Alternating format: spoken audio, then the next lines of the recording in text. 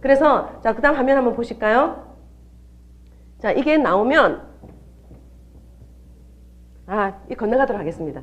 이 장면이 뭐냐면 그릇을 씻었는데 그릇에 퐁퐁이 남아있는 거, 그 다음에 밥에 퐁퐁이 남아있는 거, 컵에 남아있는 거, 물컵에 남아있는 거, 이런 것들을 하다 보니까 1년의 성인들이 2잔에서 3잔을 마신다는 겁니다. 그래서 이거 넘어가도록 할게요. 그거는 또 많이 볼 수 있기 때문에. 자, 보십시오. 발암물질, 환경호르몬, 피부로 스며들어 질환을 일으킨다. 그래서 질환을 일으켜서 또 어디로 갑니까? 피부과를 가요. 근데 피부과 약을 먹으면, 제가 알러지 환자였기 때문에 너무나 이 고충을 많이 알아요. 근데 피부과 약이 모든 약 중에서 가장 독한 거 아시죠? 근데 피부약을 먹으면 어디가 상한다? 간을 버려요. 간을. 저도 알러지가 심해가지고 한 3년, 4년을 알러지 약을 먹었는데 간이 가버렸어요. 그래서 악순환이 일어나기 시작합니다. 그러면서 제 스스로가 어떤 방향을 지금 쳐다나갈까? 그게 지금 스마트폰 시대에서 스마트하게 해나가야 된다는 거겠죠? 자, 보시면, 자, 여기 보십시오. 표백제, 살균제. 여러분들이, 정말 이렇게 깔끔 뜨신다고 욕실에 가서 청소하실 때 뭐 갖고 청소하세요? 예전에? 이온아이즈 만나기 전에? 락스, 그죠? 락스 가지고 청소하시고 나면 느낌 어땠었어요?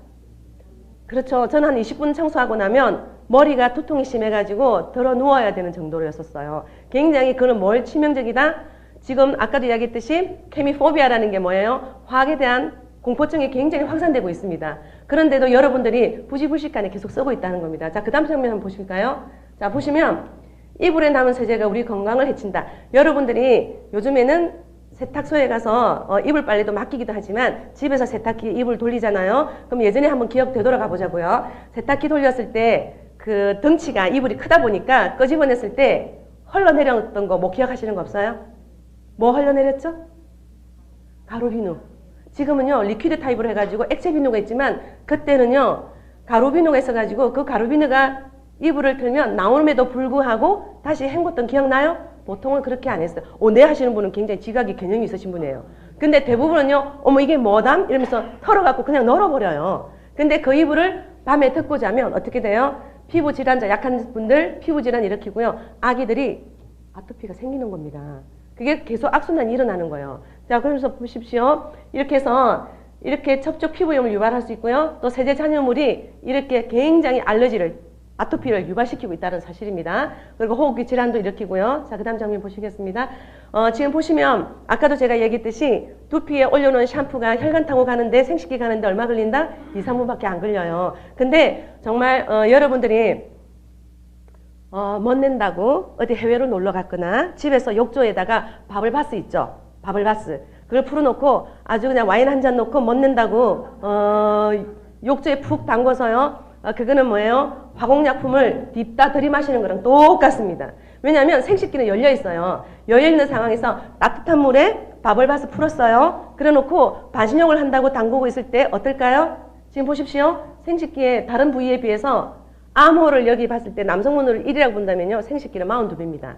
그냥 흡인한다고 보시면 돼요. 진공청소기 아시죠? 쫙 빨아당긴다고 보시면 돼요. 근데 더 기가 막힌 거는 뭐냐면 우리 아직 아까 제가 얘기했듯이 지질층이 형성되지 않고 각질층이 형성되지 않은 아기들 욕조에 담궈 놓고요. 바블바스 풀어 놓고요. 더 미친 짓은요. 플라스틱으로 만든 제품 둥둥 띄워서 놀게 하는 겁니다. 어떻게 되겠어요? 아기가요. 엉망되는 거예요. 엉망되는 겁니다. 그래서 지금은요 굉장히 여러분들이 그런 거에 대한 화학의 위해성에 대한 논란에 대해서 여러분들이 이온아이즈가 그냥 좋다가 아니라 왜 Y 이온아이즈로 많이 풀어가셔야만 됩니다. 자, 그 다음 보시겠습니다.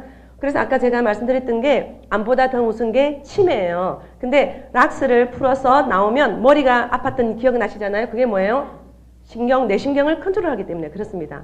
그래서 아까도 말씀드렸듯이 암보다 더 무서운 치매, 알츠하이머, 파킨슨 디지즈 이런 것들이 전부 다 세제 속에 들어가 있는 화학에 기인한다는 사실입니다. 그래서 예전에는요 여러분들이 제가 어렸을 때도 그렇고 아토피나 알러지가 별로 없었던 것 같아요. 그리고 지금 보면 알러지 비염 같은 것도 별로 없었던 것 같아요. 근데 지금 보면 주위에 계절이 바뀌면 기침하고 콜록콜록거리면서 뭐라고 표현을 해요? 나 비염 있나 봐. 알러지 비염이 있나 봐라 얘기를 해요. 근데 문제점이 뭔지는 생각을 안 하신다는 겁니다. 근데 그 문제점이 다 어디서 기인한다고요? 이렇게 우리가 일상적으로 쓰고 있는 세제 속에 들어가 있는 화학 때문이라는 사실입니다. 네, 자 보십시오. 우리가 너무나 지금 수십 년간 쓰고 있던 제품들이에요. 근데 이 유발하는 질환들을 보십시오. 머리가요, 여러분들이 이오나이즈를 쓰면서 가장 대표적인 게, 남성분들이 가장 대표적인 게, 상징적인 게 뭔지 아십니까? 머리가 덜 빠진다는 거예요. 머리가 덜 빠진다는 거. 그만큼 뭐가 좋겠다는 거예요?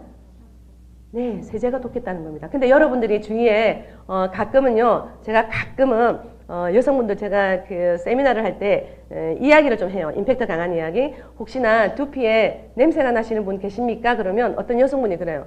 저는 두피에 냄새가 나서 사실은 우리 남편도 좀 힘들어하고 좀 사실 나 괴롭습니다. 라고 얘기를 해요. 그럼 제가 뭐라고 얘기를 하냐면, 사장님 죄송한데요. 두피 냄새 나면 98% 이상 자궁에 문제가 있습니다. 라고 얘기를 해요.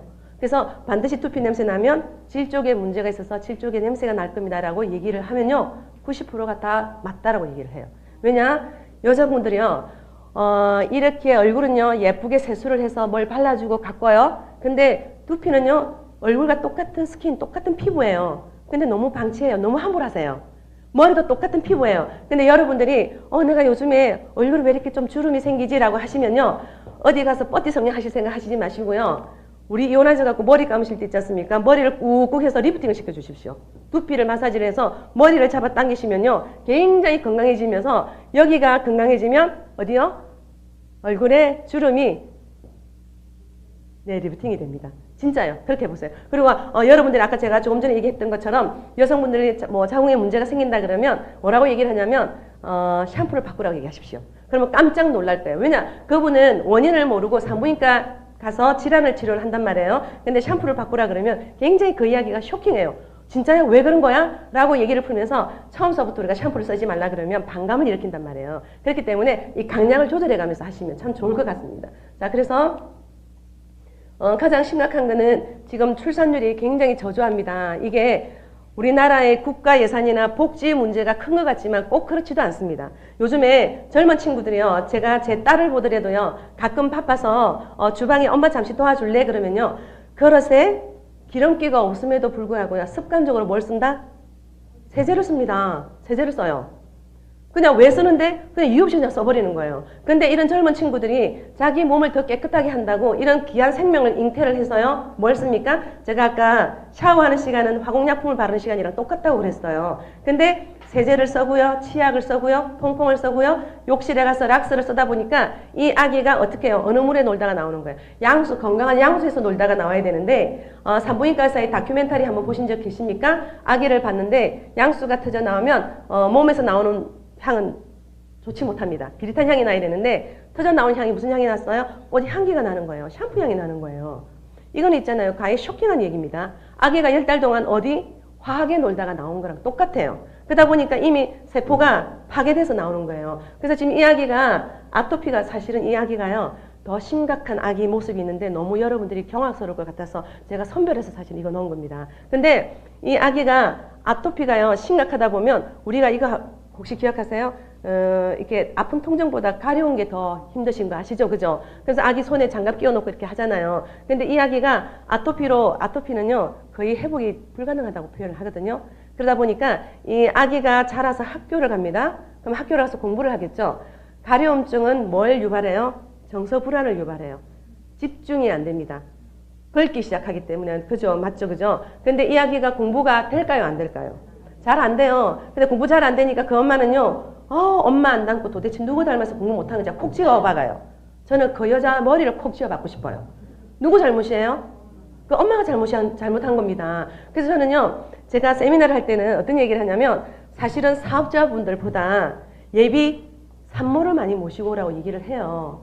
이런 아기가요, 한 가정 내에 한 명 있다고 치면요, 둘째 아기 놓을 것 같아요? 안 놓습니다. 이 고통이 어마어마하기 때문에.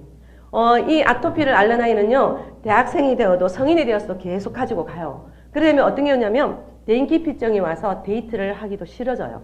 그러면요, 결혼을 하기 싫어합니다. 그래서 둘째 애기 못 낳습니다.